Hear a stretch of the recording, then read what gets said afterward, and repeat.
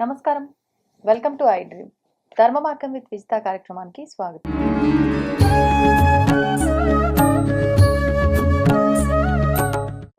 ప్రస్తుతం మనతో పాటు ఉన్నారు దివ్య విశ్వశక్తి పరివార ప్రచారకులు స్వామి ఓం స్వరూప్ గారు. ఇప్పుడు వారితో మాట్లాడదాం. నమస్కారం అండి. శుభాశీషులు తల్లి. అయితే మనం వింటూ ఉంటాం, నిత్యము ఆచరించే విధానాల్లో కానివ్వండి, కొన్ని విశేషమైన విషయాల్లో కానివ్వండి, అంటూ అని చెప్పి, ఈ మైల అని చెప్పి, అంటే ఎవరైనా చనిపోయినప్పుడు మనం పాటించే ఈ మైల ఈ ఒక విధానం కావచ్చు, లేదు అంటే ఆడవారికి సంబంధించిన ఈ ముట్టు అంటూ ఉంటారు అచ్చ తెలుగులో, ఈ విషయానికి సంబంధించే కావచ్చు, కొన్ని రకాలవి మనం ఈ ఆచార వ్యవహారాలు మడి కూడా ఇవన్నీ ఆచరిస్తూ ఉంటాం. నిజంగా ఇవి ఆచరించాల్సిన అవసరం ఎంతవరకు ఉంది, ఆచరిస్తే కలిగే ప్రయోజనం ఏంటో తెలియజేయండి. బాగుంది, చాలా మంచి ప్రశ్న, అందరికీ తెలియాల్సిన ప్రశ్న. ఎప్పుడు కూడా మా విజయమ్మ తల్లి ప్రశ్నలన్నీ కూడా అందరికీ అర్థమయ్యే రీతిగా, ఉపయోగపడే రీతిగా సంధిస్తూ ఉంటుంది. చక్కటి వేదిక, సంతోషం. ఈ సృష్టిలో మడి, ఇప్పుడు మీరు అడిగిన మైల ఇత్యాదివన్నీ కూడా ఎలా మొదలయ్యాయి అనేటువంటిది కూడా మొదలు పెడదాం. మొదలు ఎవరో చేసి ఉండాలి కదా. అసలు ఎవరో చేయడానికి వాళ్ళకి ఎందుకు ఇలా ఆచరించాలి అని అనిపించే ఆ యొక్క మనసులో సంకల్పం ఎలా వచ్చిందో కూడా తెలియాలి మనకి. ఎవరో ఆచరిస్తున్నారు, మనం వెళ్తున్నాం, మన పిల్లలు వెళ్తారు, అది కాదు. అసలు ఇది ఎందుకు వచ్చింది, ఏ విధంగా ఇది, మరి ఏ కాలాల్లో ఎప్పుడు మొదలుపెట్టినా ఏదో ఒక ముఖ్యోద్దేశం ఉంటుంది కదా. అయితే ఈ యొక్క ప్రపంచంలో, సృష్టిలో శక్తులు, మంచి శక్తులు, కొంత ఇబ్బంది పెట్టే శక్తులు, కీడు చేసే శక్తులు అంటాం, ఇత్యాదివి, ఇంకా ప్రయోగాలు, ఇవన్నీ అది ఒక పెద్ద సబ్జెక్ట్, మహాసముద్రం. ఇప్పుడు మనం ఇక్కడ కనుక తీసుకుంటే విశ్వంలో ఉండేటువంటి రేస్, కిరణాలు, తర్వాత అవి ప్రసరించేటువంటి భూమి మీద, మానవుల మీద, చరాచర సృష్టి మీద, చెట్లు పుట్టలు అన్నిటి మీద, చివరికి గుళ్ళల్లో కూడా పౌర్ణమి, అమావాస్య, గ్రహణాలప్పుడు కూడా మూస్తూ ఉంటారు. దాని అర్థం ఏంటి, ఆ యొక్క నీడ కిరణాలు పడ్డ సమయంలో శుచి, శుభ్రత, గుళ్ళని కడగడాలు, అన్ని చేయడాలు, పూజలు, క్రతువులు ఉంటాయి. ఇది అందరికీ ప్రపంచవ్యాప్తంగా తెలుసు కాబట్టి గుడి గురించి కూడా నేను చెప్పడం జరుగుతుంది. కొన్ని పీడ దినాల్లో కొన్ని పనులు చేయకూడదు, తర్వాత మంచి ముహూర్తాలు చూసుకొని చేసే కార్యక్రమాలు ఉంటూ ఉంటాయి సహజంగా. చిన్నప్పుడు బారసాల దగ్గర నుంచి, పెళ్ళిళ్ళ దగ్గర నుంచి అన్నిట్లో కూడా ముహూర్తాలు చూసుకోవడం, మంచి టైం, ముహూర్తం అంటే మంచి టైంని నిర్ణయించుకోవడం మనం ఆచరణలో ఉన్నది. చెడు మనం ఇష్టపడము, అది కష్టం కలుగుతుందనే బాధతో ఇష్టపడం. మనకి ఎప్పుడు మంచి అనేటువంటి ఉద్దేశము, కోరిక ముఖ్యం. సృష్టి ఆది యందు ఏ విధంగా అయితే ఆ యొక్క దివ్య శక్తి ప్రకంపనలు, తర్వాత కిరణాలు, శక్తి పుంజాలు ఈ భూమికి తాకుతాయో, దాంట్లో కూడా సద్వి ఉంటాయి, ఉపయోగకరంగా ఉంటాయి, ప్రాణాన్ని పెంపొందించేట్టుగా ఉంటాయి, ప్రాణశక్తిని ఇచ్చే ఉంటాయి.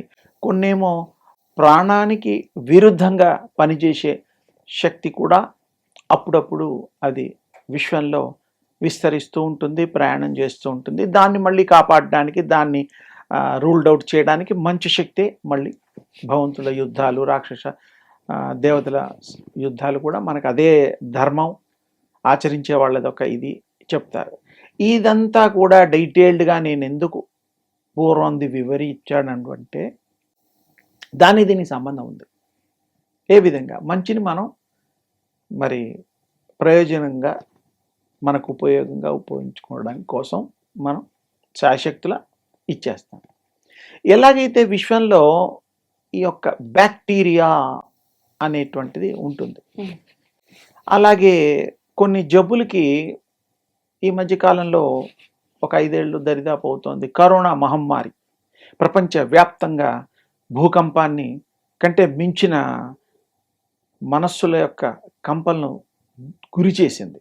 ప్రతి వాళ్ళు ముట్టుకోవడానికి, ప్రతి వాళ్ళు షేకండ్ ఇవ్వడానికి, ప్రతి వాళ్ళు తిన్న ప్లేట్లో మళ్ళీ ఇతరులు భుజించడానికి, తల్లి తండ్రి పిల్లలు ఎవరు కూడా ఎంత ప్రేమించిన వాళ్ళైనా దగ్గరగా హత్తుకోవడానికి కూడా కరోనా వచ్చినప్పుడు భయపడ్డారు. ఇది సహజం. అంటే ఏమిటి, ఒక టైప్ ఆఫ్ అంటు వ్యాధి వ్యాప్తి చెందుతుంది, బ్యాక్టీరియా ఫామ్ అవుతుంది ఒకరి నుంచి ఒకరికి అనేటువంటిది. అందుకని ఇది ఎంత సత్యమో ఇక్కడ కూడా మనకి శరీరంలోంచి వచ్చేటువంటి విడుదలయ్యేటువంటి శరీరంలో సైకిల్స్ ఉంటాయి.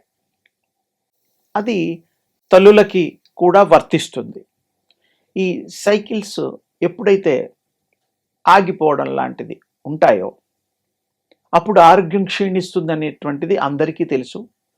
గైనిక్ డాక్టర్స్ కూడా చెప్తూ ఉంటారు.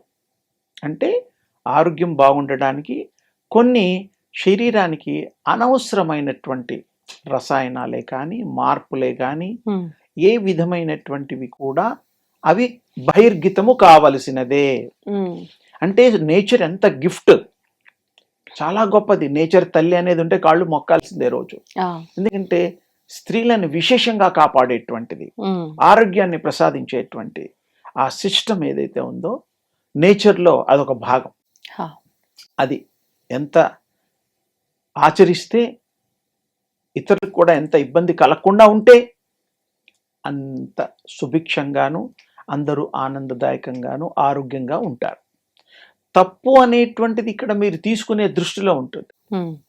నేచర్కి ఎగనెస్ట్గా మనం ఎప్పుడు పోలేము. అందుకని ఆ టైంలో రిలీజ్ అయ్యేటువంటి, ఆ టైంలో వ్యాప్తి చెందేటువంటి ఆ యొక్క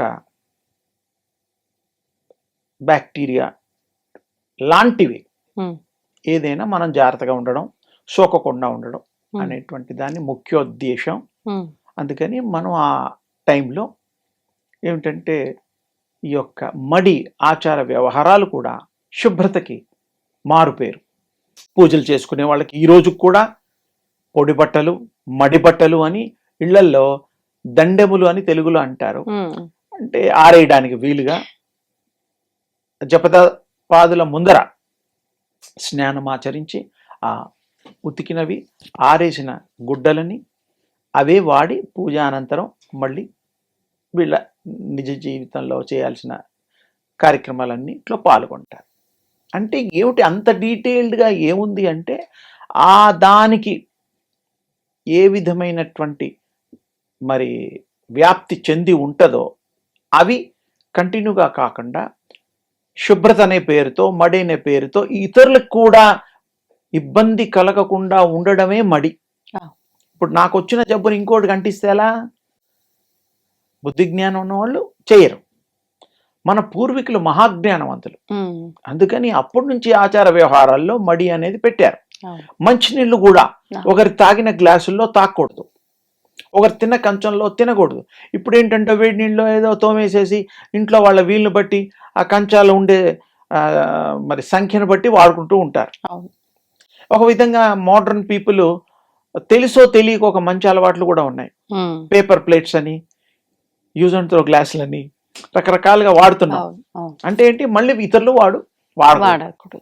అది ఒక మంచిదే, తెలియకపోయినా అది ఒక మరి అలవాటు అయింది. ఎందుకో బఫెట్ సిస్టమ్ అని అవని ఇవన్నీ రకరకాల్లో అవి వాడుతూ ఉంటారు. ఇక్కడ ఈ మడి ఆచార వ్యవహారాల్లో పూర్వం కూడా వాళ్ళు ఏ పాత్రలు అయితే వాడారో, దేవుడి పాత్రలు కానీ ఇంట్లో పాత్రలు కానీ, ఇది నాన్నగారి కంచం, ఇది అమ్మాయి కంచం, ఇది బాబు కంచం, ఇతరులు ఎవరన్నా వస్తే చుట్టాలు బంధువులకు కూడా విడిగా పెట్టేవారు. ఎందుకు?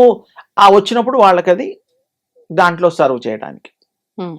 ఇక్కడ వీళ్ళకి ఏవైతే ఉంటుందో పిల్లలు కూడా తన కన్న పిల్లలకు కూడా ఒక విడిగా పెట్టేవారు. ఎందుకంటే అంత ఆరోగ్యమైనటువంటి వాతావరణాన్ని ఆ మడి అనే పేరుతో గుడ్డలు వేసుకునే దాంతో ఆచరించేటువంటి దాంతో, ఈవెన్ గొలుసులు కూడా బంగారపు గొలుసులు కానీ కంచాలు గ్లాసులతో పాటు బట్టలతో పాటు అవి కూడాను 7 వారాల నగలు కానీ ఇంకా ఇత్యాది ఏవైనా సరే ఇతరులకు ఇచ్చేటప్పుడు మనసు ఒప్పేది కాదు.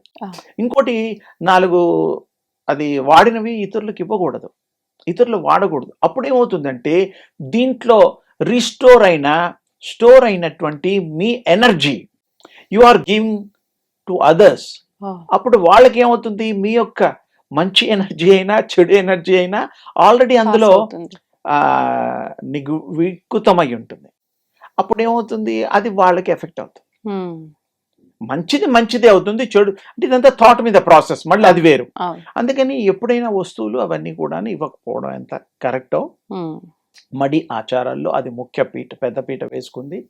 అలాగే ఈ తల్లుల విషయంలో కూడా ఒకప్పుడు వాళ్ళకి ఇళ్లల్లో ఒక ఇంటికి పక్కగా అంటే అదే ఆవరణలో సపరేటు ఎవరికి ఈ ఇంటికి సంబంధం లేని గది అలా ఏర్పాటు చేసి అలా వారు ఆ రోజుల్లో ఆచరించేవారు. అంత జాగ్రత్త, ఇది వాళ్ళని ద్వేషించి వాళ్ళని అవమానించేసి వాళ్ళని చిన్నచూపు చూడడం కాదు, అంటరాని వాళ్ళు అనడం కాదు.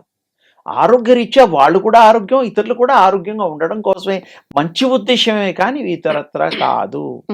అందుకని మడి ఆచార మైల ఆ యొక్క జీవి ప్రాణం వదిలినప్పుడు 10 రోజులో 11 రోజులో రకరకాలుగా వారు పాటిస్తారు. కాబట్టి అప్పుడు కూడా ఈ బ్యాక్టీరియల్ ఎఫెక్ట్ సైంటిఫిక్గా కూడా చెప్పడం జరిగింది.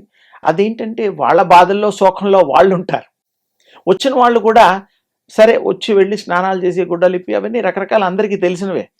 అందుకని ఏమిటంటే ఆ 11 రోజులు ఆ 10 రోజులు ఆత్మ ఆ ఇంట్లో విశేషంగా సంచరిస్తూ అదేమిటంటే నా గురించి ఎవరు బాధపడుతున్నారు, నా పెద్ద కొడుకు బాధ, చిన్న కొడుకు బాధ, ఇన్నాళ్ళు ఉండి జీవించిన ఆ ఇంటి యొక్క పరిస్థితులు, నా బంధువులు వీళ్ళందరూ ఏవేవి అనుకుంటున్నారని దృష్టిలో పెట్టుకొని అది ఉంటుంది. తర్వాత ఒక్కసారి ఈ యొక్క కర్మ విశేషాలన్నీ అయిపోయిన తర్వాత చిన్న కర్మ పెద్ద కర్మలన్నీ తర్వాత దాని దారెంబటి అది ఇంకా నా ప్రయాణం మొదలైందని అది వెళ్ళిపోతుంది.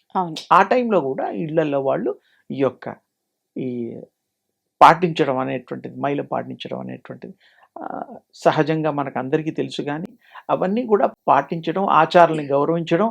ఆచారంలో కూడా రహస్యం ఏమిటి అంటే ఈ యొక్క ఇతరులకి పాకకుండా ఉండేటువంటి, ఇతరులకి అంటించకుండా ఉండేటువంటి, ఇతరులకి కూడా ఏ విధమైనటువంటి బాధలు కలగకుండా ఉండడం కోసమే తప్ప అది ఇంకో రకంగా కాదు. ఇది చాలా తేలికగా సూక్ష్మంగా చెప్పడం జరిగింది. మరెప్పుడైనా దీనికి విస్తారంగా ఇంకా విశేషంగా జోడించి సృష్టిలో ఇంకా వేటి మీద ఈ ప్రభావం ఉందో మనం తప్పకుండా చర్చిద్దాం. భగవంతుడిని ప్రతి ఒక్కరం కూడా కోరికలు అయితే కోరుకుంటూనే ఉంటాం, కానీ కొంతమందికి నెరవేరుతాయి, కొంతమందికి నెరవేరవు. అయితే అసలు ఎందుకు ఈ కోరికలు నెరవేరట్లేదు, మరి ఏ రకంగా కోరుకుంటే నెరవేరుతుంది? ముఖ్యంగా భగవంతుడి ఒక అనుగ్రహం మన పైన ఉండాలి అనంటే మనం భక్తి శ్రద్ధలతో ఉండాలా, లేదంటే క్యారెక్టర్ పరంగా చూసుకుంటే మనం ఒక నిజాయితీతో ఒక ధర్మంగా ఆ మార్గంలో ఉండాలా? ఈ రెండిట్లో ఏ రకంగా ఉంటే ఈ కోరికలు తీరడమే కానివ్వండి, ఆయన అనుగ్రహం ఉండటమే కానివ్వండి, ఎలా జరుగుతుందంట? భగవంతుడు ఎప్పుడూ తన బిడ్డల్లాగా ఈ ప్రపంచంలో ఉండే జీవులందరి మీద ప్రేమానురాగాలు సమానంగా ఉంటాయి, అందులో సందేహం లేదు. మానవులు వారు ధర్మపరంగా ప్రవర్తిస్తూ ఆచరిస్తూ, ఆ ధర్మం అంటే ఏమిటి అంటే ఇతరులకి ఇబ్బంది కలగకుండా నీ వల్ల మరల నీ కుటుంబానికి నువ్వు ఇవ్వవలసినటువంటి చేయవలసినటువంటి విధులను నిర్వర్తించే సన్మానవుడు ధర్మం కింద మనం కుటుంబ ధర్మము బాధ్యత, అది సమాజ ధర్మము బాధ్యత. మానవాళికి ఇంకా రకరకాల ధర్మాలు ఉన్నాయి. ఈ రెండు ముఖ్యంగా ఆచరిస్తే ఇతరులకి ఎవరికి ఇబ్బంది లేదు, మన ఫ్యామిలీకి కూడా ఇబ్బంది ఉండదు. భగవంతుడిని ఏది కోరుతాం, ఎప్పుడు కోరుతాం అంటే మనకు లేనప్పుడు. మనకు ఉన్న తర్వాత ఏమో కోరిక వేరే.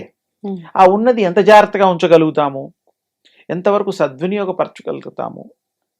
నేను వెళ్ళిన తర్వాత కూడా నా పిల్లల్ని అది అందిస్తే, ఆస్తి పంపకాలు ఇవన్నీ వాళ్ళు ఎంతవరకు ఇది వాళ్ళ పిల్లలకి మరల వాళ్ళ పిల్లలకి ఎన్ని తరాలైనా ఈ వాళ్ళ పంపకం ఒకరి నుండి ఒకరికి చెందడం, ఇవన్నీ కూడా మనం ఆచరణలో భాగంగా మన పూర్వీకులు ఎంతో విశేషంగా మనకి ఈ యొక్క ఇది మనకి ఈ సంఘంలో కట్టుబాట్లలో ఈ యొక్క ఇది అలవాట్లు చేయడం జరిగింది.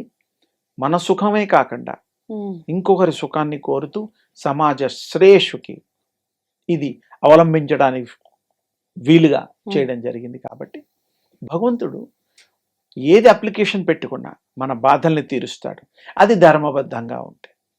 ఒకరిని భగవంతుడా వాడి మీద నాకు కోపం ఉంది, ద్వేషం ఉంది, వాడికి యాక్సిడెంట్ చేసేయి, చంపేయి, వాడికి కష్టాలు పెట్టు, నేను చూసి ఆనందిస్తా అనే కోరిక ఏ మానవుడికున్నా అది ఫలించదు. ఒకరి చెరుకు కొడుతున్నాం కదా, భగవంతుడు ఒకరిని చెరుకోడేది అంటే ఆయన అలౌ చెయ్యడు. సృష్టి స్థితి ఇవన్నీ ధర్మం మీద ఆధారపడి ఉంటాయి, ఆచరణ మీద ఆధారపడి ఉంటాయి. అందుకని ఇతరులకు కోరుకునేది కూడా మంచి కోరిక, శ్రేయస్సు కోరిక, ఆనందాన్ని పంచి ఇచ్చేటువంటి కోరిక, ఒకరికి బాగుపడే కోరిక. ధర్మ మార్గంలో ఉన్నప్పుడు ఆ మంచి క్యారెక్టర్ ఆ యొక్క వారి అవలంబిస్తూ ఆచరిస్తూ ముందుకు సాగుతూ ఉంటాయి. ఈ ప్రజకి అది విశేషమైన లాభము, తర్వాత కీర్తి ప్రతిష్టలు అవి చెందుతాయి. భగవంతుడు సింపుల్గా చెప్పాడు, నువ్వు బాగుండు, ఇతరులే బాగుండు అంతే. అందులో నీ కోరికలో నేనున్నాను, నీ హృదయంలో నేనున్నాను, నీకు తోడుగా నీడగా సర్వకాల సర్వావస్థలో నిన్ను రక్షణ చేస్తా నీ తండ్రిలాగా. ఎలాగైతే నీ పిల్లలకి ఏం కావాలో నువ్వు చూస్తున్నావు, ఏం కావాలో అది ఇస్తున్నావు, చేస్తున్నావు, వారి అభివృద్ధికి నువ్వు ఎంత చేయాలో అంత చేస్తున్నావు, ప్రయాసపడుతున్నావు. అలాగే నేను ప్రయాసపడక్కర్లేదు, నా అనుగ్రహం చేత, నా చూపు చేత నువ్వు అనుభవించడానికి యోగ్యమైనటువంటి కాలాన్ని నేను ప్రసాదిస్తా. నువ్వు కోరుకోవాల్సింది, చెయ్యాల్సింది, ఆచరించాల్సింది ధర్మము, ప్రేమానురాగాలు. అన్యాయం అనేటువంటి దాన్ని జీవితంలో ఎప్పుడు కూడా ఒక్క సెకండ్ కూడా ఆలోచన అవసరం లేదు. ఆలోచన ఎవరికైనా ఉంటే కూడా అది నువ్వు దూరం చేసేయడానికి వీలైనంత నువ్వు ప్రయాసపడి వాళ్ళని కూడా ఆ మార్గంలోంచి సన్మార్గంలో నడిపించే దిశగా నువ్వు ప్రయత్నం చేస్తే భగవంతుడు మెచ్చుకుంటాడు. భగవంతుడికి సత్య సందర్శ స్వరూపుడు. అందుకని సత్యము ఎవరు ఆచరిస్తారో, ధర్మాన్ని ఎవరు పాటిస్తారో, మంచి ఆలోచనలతో అందరి శ్రేయస్సు కోరతారో, సమాజ హితం కోసం ఏ మానవుడైతే కంకణం కట్టుకుంటాడో వారికి ఈ యొక్క సృష్టిలో భగవంతుడి యొక్క రక్షణ ఎప్పుడు, ఈ సృష్టి ఉన్నంత వరకు, మానవులు ఉన్నంత వరకు అది వారు చూసుకునే బాధ్యత వారి తీసుకున్నారు. అందుకనే ప్రకృతిని మనం ఆరాధిద్దాం. ప్రకృతి స్వరూపుడైనటువంటి శివ పార్వతులు కలయిక, మరి అర్ధనారీశ్వరుణ్ణి కూడా కొలిచే గుళ్ళు కూడా ఈ మధ్య కొత్తగా వస్తున్నాయి. అందులో ప్రకృతిని పూజించడమే. అలాగే ఏ దేవుడినైనా దేవుడు కూడా పంచభూతాత్మకమైనటువంటి శక్తులు కలిగిన వాడే. కాబట్టి ఆ దేవుణ్ణి మనం ఏ రూపంలో వాళ్ళు ఎవరికిష్టమైనా మనం పూజిద్దాం, ఆచరిద్దాం. ఇప్పుడు దైవారాధన చేయకుండా మీరు అన్నట్టు ఆ మంచితనంతో ఎదుటి వారికి సాయం చేస్తూ అలా అంటే ఎవరిని ఇబ్బంది మీరే అసలు ఇంకా కొంచెం లోతుగా మీ హృదయంలో ఉన్నది కూడా భగవంతుడే. ఆలోచింపచేసేది ఎవరు? మానవుడు కాదు. మానవుడిది శరీరమే, ఆత్మ వేరు. ఎక్కడి నుంచో ఏ లోకాల నుంచో వచ్చిన ఆత్మ ఈ యొక్క మానవ శరీరంలో తల్లిదండ్రుల యొక్క కోరిక మేరకు ఆ గర్భంలో ప్రవేశించి వారు ఈ యొక్క మానవ రథాన్ని, శరీరాన్ని ఈ యొక్క సమాజంలో నడిపిస్తూ ఉన్నారు. మనకు తెలుస్తోంది. ఆ ఆత్మ నిర్ణయాలు వేరు, శరీర ధర్మాలు వేరు. ఇవన్నిటి కూడా కంట్రోల్ చేయగలిగేది ఆత్మ, ప్రాణశక్తి. వినడం, చూడడం ఇవన్నీ కూడా అందరికీ తెలుసు. శక్తి లేకుండా మనం ఏమీ చేయలేం. అలాగే మీరు ఎదుటివారి యొక్క ఇది బాధలు మనం అర్థం చేసుకొని ప్రవర్తించిన నాడు తప్పకుండా మరి భగవంతుడు ఆ విధంగా ఎదుటి వాళ్ళని కరెక్ట్ చేస్తూ ఎదుటివాడి బాధల్ని కూడా మీ రూపంలో, మీ ద్వారా, అప్పుడు ఎవరన్నా మంచి పనులు చేస్తే సాక్షాత్ భవస్వరూపుడు భగవంతుడిలాగా నాకు ఈ రక్షణ చేశాడు, నన్ను కాపాడాడు అని మానవులు కూడా అంటూ ఉంటాం అప్పుడప్పుడు. అంటే ఏమిటి? మానవుడు మహనీయుడే కాదు, భగవత్ స్వరూపుడు కూడా అవుతాడు చేసే పనులు బట్టి. అందుకని మనలో ఉన్నది కూడా భగవత్ స్వరూపమే. మంచి గుణాలు ఉంటే భగవత్ స్వరూపాలుగా మారతాం. చెడు స్వరూపాలుగా ఉంటే రాక్షసుల కంటే గొప్పగా పెద్ద రాక్షసులం అయిపోతాం. సమస్య లేదు. అందుకని ఆ రాక్షసులను దూరంగా పెట్టి, రాక్షసులకి రాజు అంటారా? రాజేమిటి ఇంకేమన్నా ఉంటే చక్రవర్తి కూడా. అంటే గుణాల వల్లే, గుణాలను మనం మంచి గుణాలను ఆచరించిన నాడు భగవత్ స్వరూపులుగా దైవం మానుష రూపేణ అనేటువంటిది గుర్తుపెట్టుకుంటే ఆ భగవంతుడు ఎప్పుడు కూడా మన యందు ఉండడమే కాకుండా మనని నడిపించు, ఇతరులను కూడా నడిపిస్తూ ఈ సమాజాన్ని, సృష్టిని చక్కటి ఆనందదాయకంగా, ఆమోదయోగ్యంగా, సత్యానికి మారు పేరు, ధర్మానికి మారు పేరుగా తీర్చిదిద్ది అందరినీ సుఖవంతులుగా చేసేటువంటి శక్తి కలిగిన దేవుడు. మనము ఆ విషయాన్ని తెలుసుకున్న మానవులం కూడా మరి మానవ అవతారం కాబట్టి, భగవత్ అవతారంలో మానవ అవతారం కూడా ఎంతో శ్రేష్టం కాబట్టి, అవతారాలు కూడా మానవ అవతారంలోనే దేవుళ్ళు కూడా వచ్చారు కాబట్టి, మంచి కార్యక్రమాలు చేశారు కాబట్టి వాళ్ళు దేవుళ్ళుగా ఇప్పటికీ పూజింపబడుతున్నారు. ఇది సత్యం.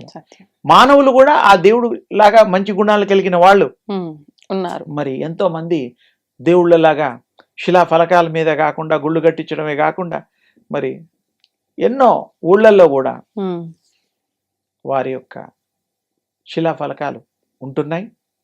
మరి మనకు తెలిసిన విషయాలు కాబట్టి, ఇది ఆచరించడానికి ఆమోదం కాబట్టి, న్యాయం ధర్మం కాబట్టి మనం కూడా గుర్తుగా మిగిలిపోదాం. అంతేగాని చెడు చేసి గుర్తు కూడా మిగిలిపోవచ్చు. కానీ అలాంటివి వద్దు. అంటే దానివల్ల ఉపయోగం లేదు. భగవంతుడు క్షమించాడు, దేవుడు క్షమించాడు, మానవులు కూడా ప్రేమించరు, దగ్గరికి రారు. మన ఫ్యామిలీ వాళ్ళే మనని దూరం చేస్తారు. ఇలాంటి చెడ్డవాళ్ల పిల్లలు అని ప్రజలు ముద్ర ఇస్తే మరి ఆ కుటుంబం ఈ సమాజంలో మనుగడ సాగించలేదు. అందుకని సత్యాన్ని, ధర్మాన్ని ఆచరిస్తూ, అందరినీ ప్రేమిస్తూ, మంచి క్యారెక్టర్తో మనం మనగలిగిన నాడు మహనీయుడిగా మిగిలిపోతాం అనేటువంటి ఈ సత్యాన్ని అందరూ తెలుసుకొని, ఎంత వీలైనా కాదు వీలు చేసుకొని ఆచరిస్తే సమాజం, మీరు బాగుపడతారు, మహిమాన్వితులు అవుతారు, భగవత్ స్వరూపులు అవుతారు. సుఖీ భవ. ధన్యవాదాలు. And don't forget to subscribe to iDream.